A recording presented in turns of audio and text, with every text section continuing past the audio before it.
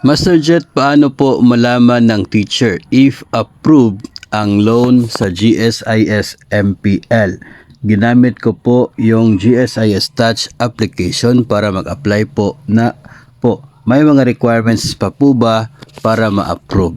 Okay, pwede po tayo mag-apply ng loan sa GSIS Touch. Makikita po natin doon, no, kung tayo ay approved na base po sa status na makikita po natin doon sa ating inavail na loan.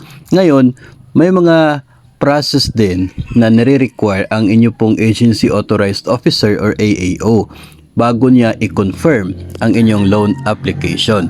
So mahalaga po na malaman ninyo kung ano po yung nire-require ng AAO ninyo. Baka po required po kayo na mag-submit ng payslip doon sa kanila in order for them to verify and in order for them to confirm your loan application.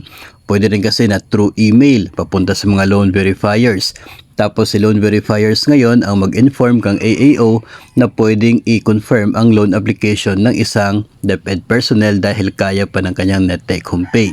So mahalaga po na malaman ninyo muna kung ano po yung nire-require na process ni AAO bago siya mag-confirm ng loan application. Hindi pwede na mag-apply ka lang tapos hintayin mo kung kailan yan ma-approve na wala kang gagawin kasi kinakailangan din naman na ma-verify nila na kaya pa na net take home pay mo na bayaran yung monthly deduction, monthly amortization sa inyong ina-applyan na loan bago ito i-confirm ng AAO ng inyong pong ahensya. So, just make sure to ask muna sa AAO sa process o kaya maging sa kasama ninyo o kaya kay school head kung ano yung process na requirement ni AAO para masiguro po na maa-approve ang inyo pong loan application.